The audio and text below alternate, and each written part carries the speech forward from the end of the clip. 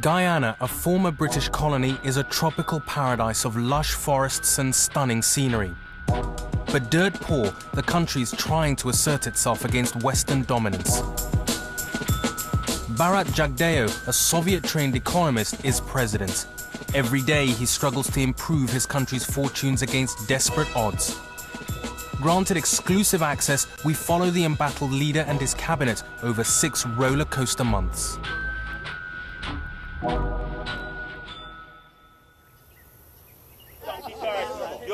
You're making excuses. I know him from small, and you're a lazy man from since then. Since I know him from small. A lazy man from, he used to be in more lazy. Bharrat Jagdeo, the president of Guyana, is no ivory tower politician. He's proud of his humble origins as the son of a railway worker.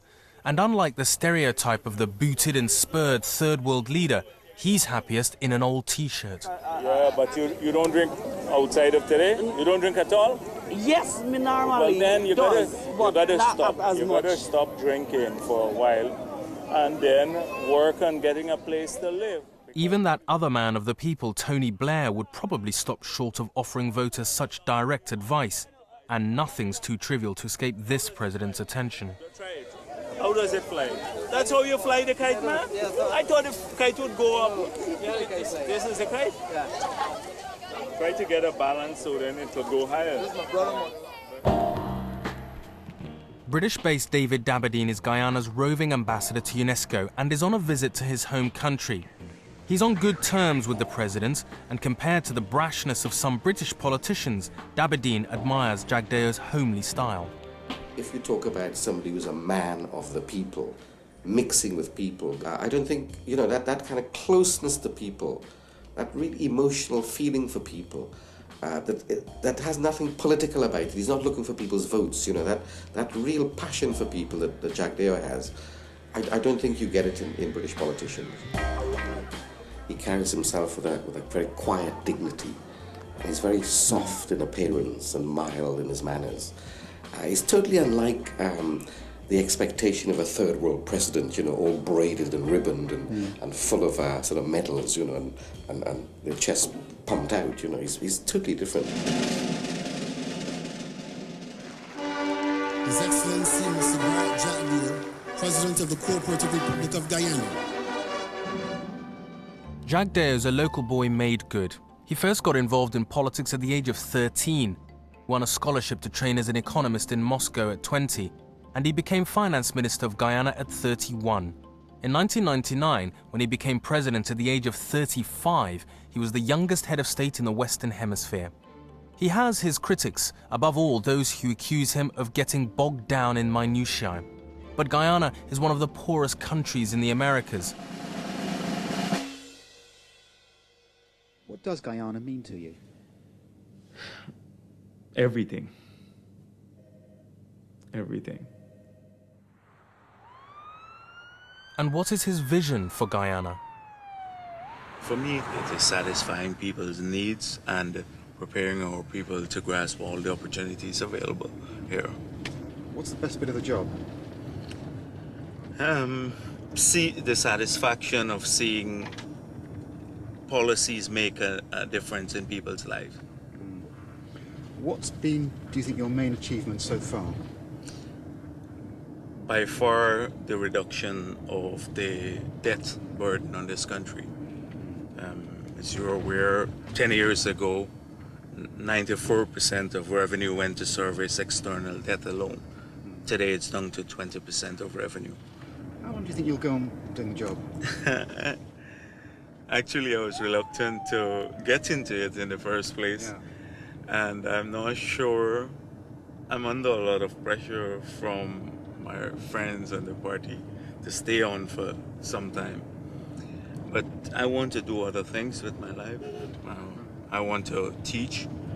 I want to pass on what I've learned in these years being in the cabinet over 10 years to maybe the future leaders of the country. If you hadn't got into politics, what do you think you'd have done? I would have been an economist. That's it. That's my first love. Yeah. until now, that's my first love. I still spend a lot of my time, in fact, I think too much time, on economic issues. Whenever the president is out and about, he attracts crowds of hangers-on. People want to talk to him, touch him, even just be near him. But above all, they want his help.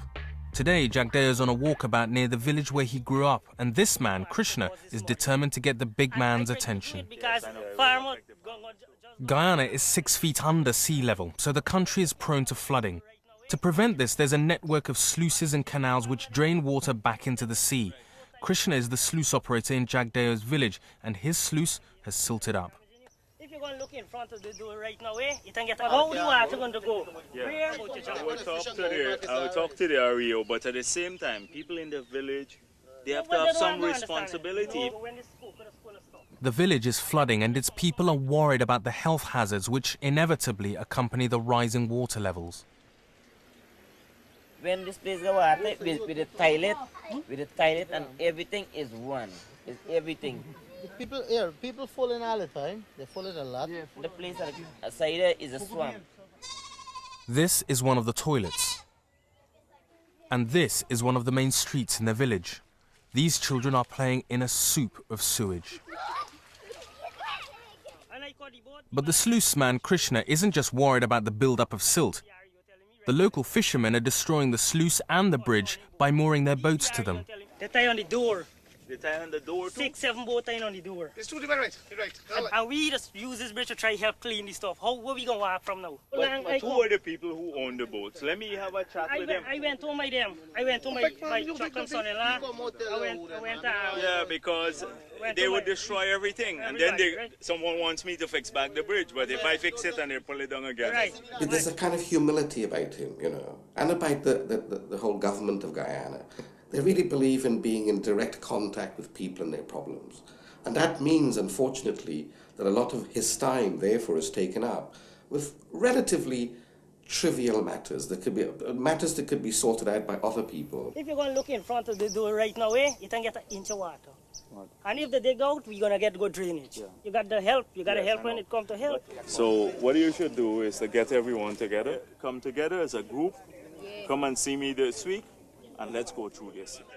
For President Jagdeo, taking on seemingly minor issues like the village sluice is par for the course. He sees it as a way of staying in touch with the voters.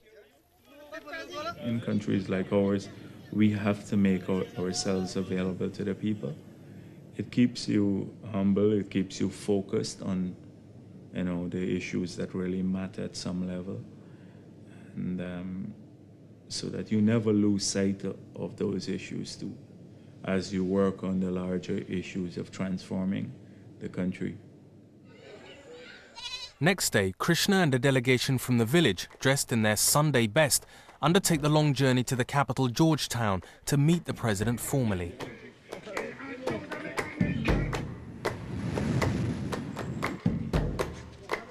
It's the first time any of them have been anywhere near the seat of government. He made an appointment and he told us to come today, you know. Obviously, the sluice is a crucial issue for the fishermen, but Dabydeen fears that Jagdeo is not prioritizing his time efficiently. If I had to say that the president had a weakness, I'd say that maybe it's because he cares too much for the minor and transient things. He pays too much attention to issues on the ground, and not enough to evolving a vision for the future of Guyana. The villagers are shown into the cabinet room, and a few minutes later the president arrives with half the cabinet in tow.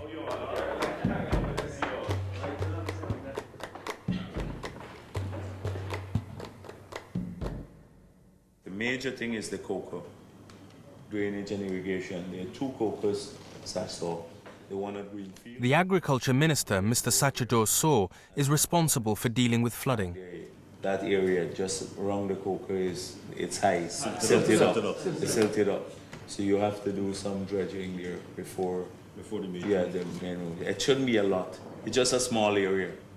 I'm going to talk to the police too about people who are tying their boats on the cocoa. and damaging up the bridge and stuff, because later it's a fisherman who would have to use that bridge, and the coker, you know, if it breaks, then it's going to flood out the whole area. Okay, all right. Okay.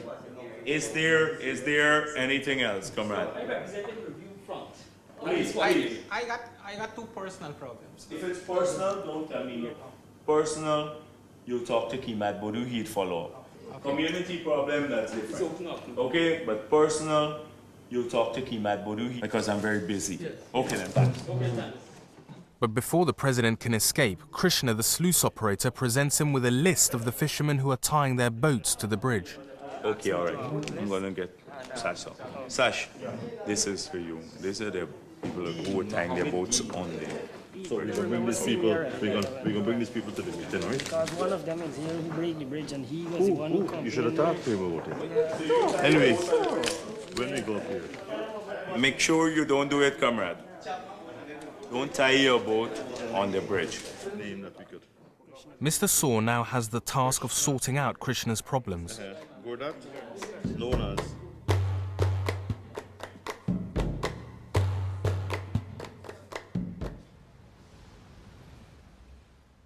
Later that day, Ambassador Dabydeen calls at State House, the president's official residence. Mrs. Thatcher famously only slept 4 hours a night. Like most heads of state, Mr. Jagdeo also works incredibly long hours with little time off. How does he cope? This is a job like any other job. You get up in the morning, you go to work, you work a long day, you know, very little sleep, and you just have to deliver. You have to be at this all the time. There isn't much excitement and glamour to it once you get into it, and if you want to do it properly. And when people read about you in the newspapers, that the president is going to Russia and the president is going to Canada and so on, they probably think you have a wonderful time. Personally, I don't like traveling too much. You have to travel sometimes for 2 days to go to a meeting that would last 3 hours and then get back home. You never even see the place. I'm not saying that there aren't benefits to this job too. I think it's a little bit good for the ego, and it's nice to have the feeling where you know that whatever you're thinking could actually become policy. One of the ways the president escapes from the cares of office is to make all too rare visits to the village where he spent his childhood. Here, surrounded by bodyguards, he relaxes at the family home. Here it's different from Georgetown. It's much more peaceful. My whole childhood was in this area, so all the memories, you know, were situated in this environment. You know, you almost didn't have individual parents because the community took care of the children. So if I go swimming in the trench, then they would just, you know, they would scold me. Anyone could just come and say, get out of the trench. And you had to plead with them not to tell your parents because you get punished twice. You know?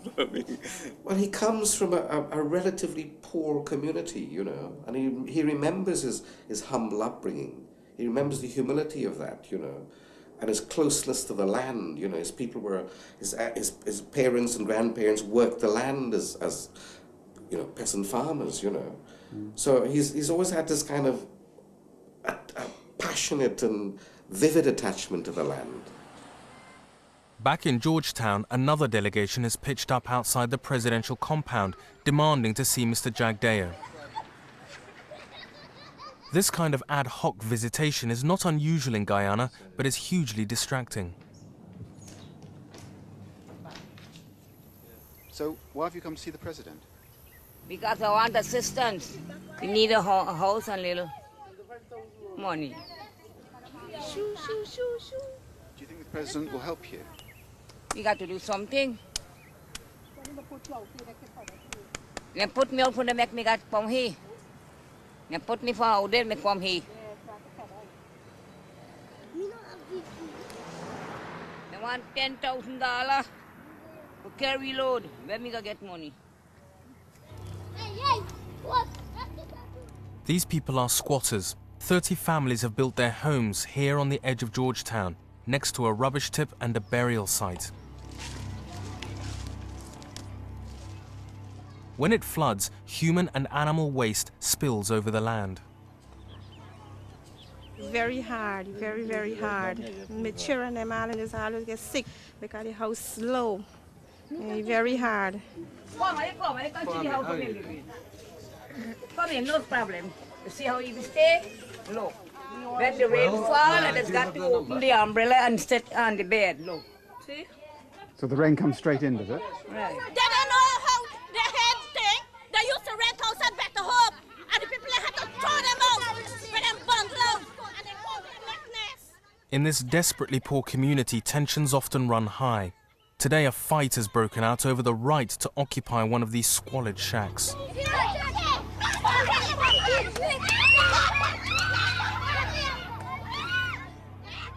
The squatters' living conditions are appalling, but this land is still home to them. Now the government wants to evict them in order to extend a nearby airport. They've offered the people land elsewhere, but no money or materials with which to build new homes. You see why they want me to move? There's the airport at building, right? And they set out they're going to take in there and make it into one big airstrip.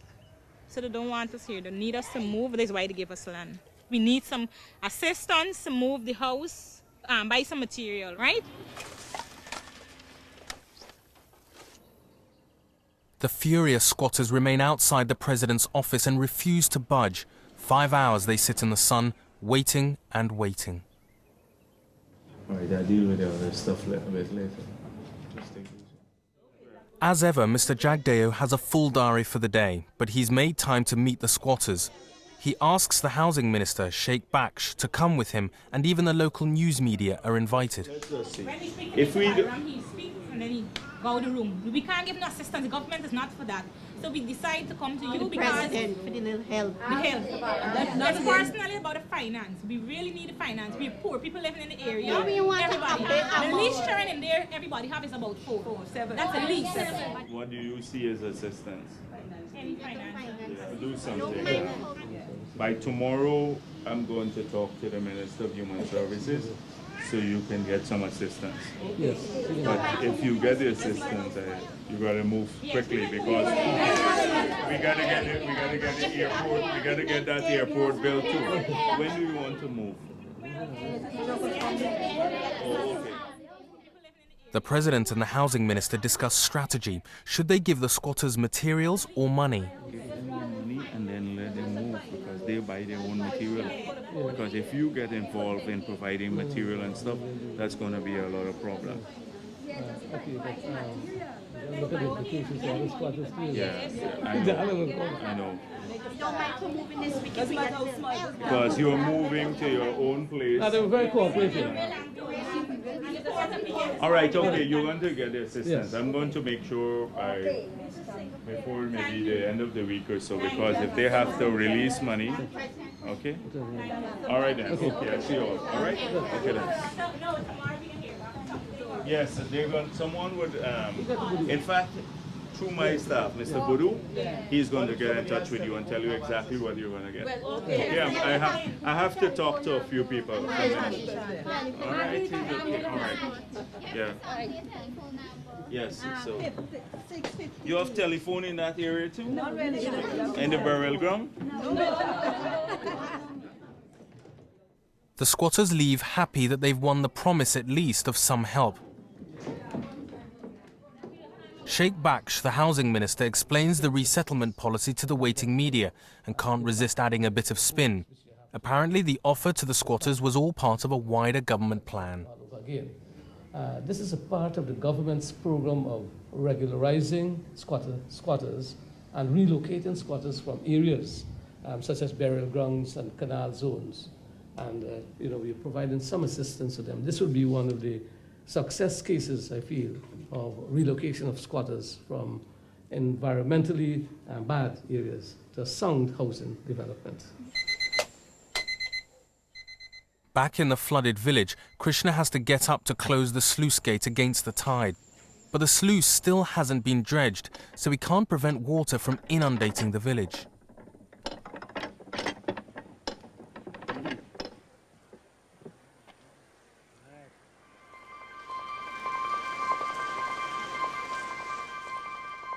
Next day it starts raining and the floodwaters are rising all along the coast. Mr. Sawh, the agriculture minister, is in charge of sorting out the crisis. Currently, the amount of showers and rain we receive today will prevail for approximately the next 3 to 4 weeks. The sluices are blocked and the villages and fields are underwater. But before Mr. Sawh can tackle Guyana's floods, he's got his own personal water problem to sort out. A burst pipe has flooded the minister's own office.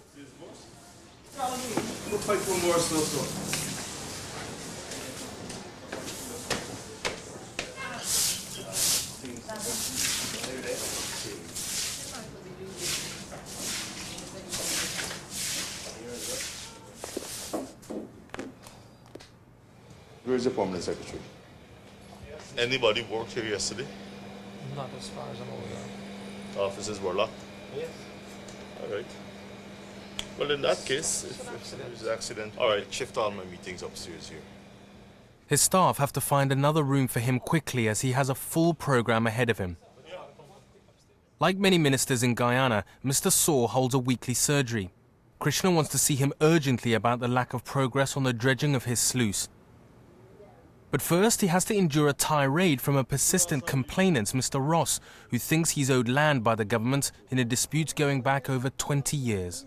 Anyway, yes. Mr. Ross, how can I help you today? Well, me want me land and me can't last me land, them just got take free land them say we so. Just because this paper burn up and then just take we all me land. I saw all of those documents already. So what we got to do, take lion fight court? I am saying that MMA people have pronounced on this matter. We have been engaging this matter for the longest while. Oh, MMA can't take away me land. On what grounds MMA get to take away me land? Look me land and they. Well, MMA has pronounced on this issue already, Mr. Ross, at the meeting we had before, at the meeting with the president. You know that. What else you want me to do? So, well then we got to take court. Well, maybe let's see if the legal system can help you in this regard. Well, if you feel strongly about it. All done, Mr. Ross. So, me not get land right now. I got to see some lion and if we can fight it. Thank you, then Mr. next Ross. week. All right. Me want me land and how MMA can take away me land. Me land and MMA land. Me land and me own land. How MMA can take away me land. Finally, Krishna gets a chance to air his complaints. Yeah. All right. How can I help you this morning? You're the man from Unity, right? Tell me the situation again, quickly. The sluice, what they said is supposed to pass at the tender board. Yes. The man said within 2 weeks work will start. Has work started as yet? No, we ain't seen no work started as yet. Okay. I'm going to call Minister Sheik Baksh right now to ask him to intervene on this matter. Yeah. Thank you. Hello. Listen, Sheik, let me tell you why I'm calling. You remember this issue that me and you were in the meeting with the president with a delegation of people from Unity. And there were 2 sluices. The sluice, the co-attendant was there. And there's a smaller sluice that I understand comes under your jurisdiction, housing. Okay.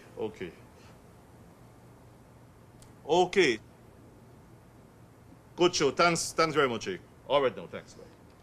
All right, that's the decision. I am to write a letter to the region stating at the end of this month we are taking control of this sluice and that I'm appointing this gentleman to also operate it.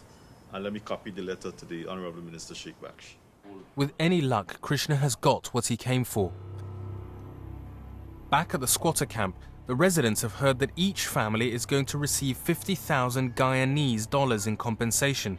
That's about £150. They said they're giving me $50,000 each to move. And say it's $50,000 they giving me. But they're going to give you a house. But $50,000 really can't do nothing. They want to move and they're happy that they were allocated plots of land elsewhere. And this would free up that area for us to construct this municipal airport. So I think we should really be helping them. And the free transportation for carry the things them too.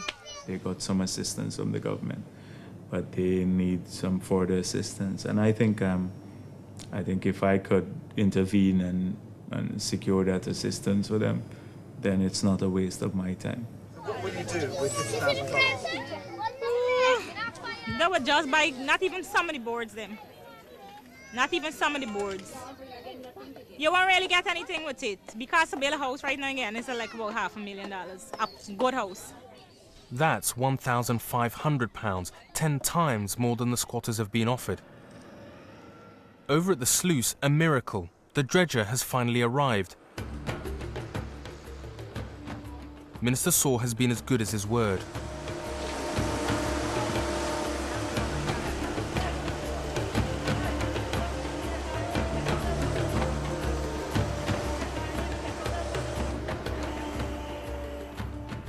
I don't think very soon a day will come when any one of us can stand up and say, well, listen, we have licked flooding. There is going to be no other flooding in Guyana, no more flooding, no breach of the seawalls, nothing of this. I don't think that will come. But there's a snag. Something has got caught in the gate and it won't close. The water is filthy, but Krishna grits his teeth and prepares to take the plunge. Some obstacle went to the bottom of the door or something and get in the water. So they tried to get it out there today.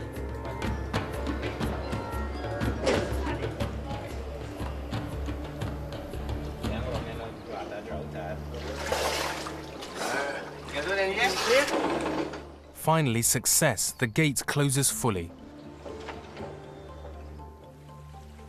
A few days later, and at last, life is getting back to normal. The land's drying out and water is flowing away through the sluices. That night, the villagers hold a celebration. I was happy with the president effort, the minister and everyone effort. Because if the president didn't come down here and see what's going on, probably we should have been in the same hole as here. I'm working for the village. I'm working for everybody in the village, right? I'm probably married to my job.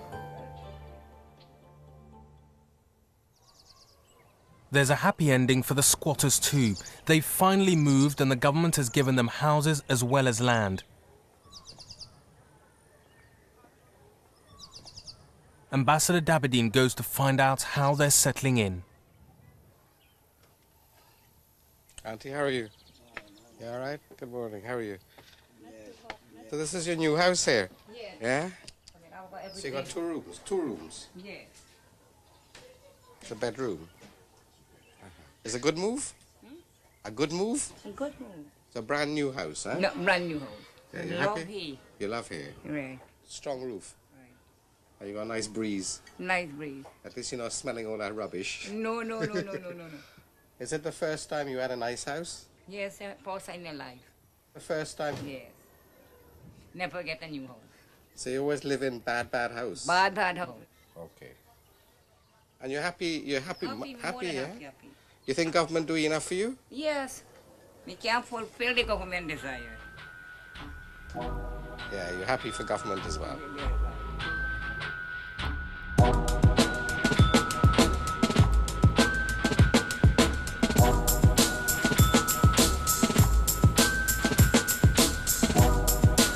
President of Guyana goes walkabout and gets drawn into a water crisis.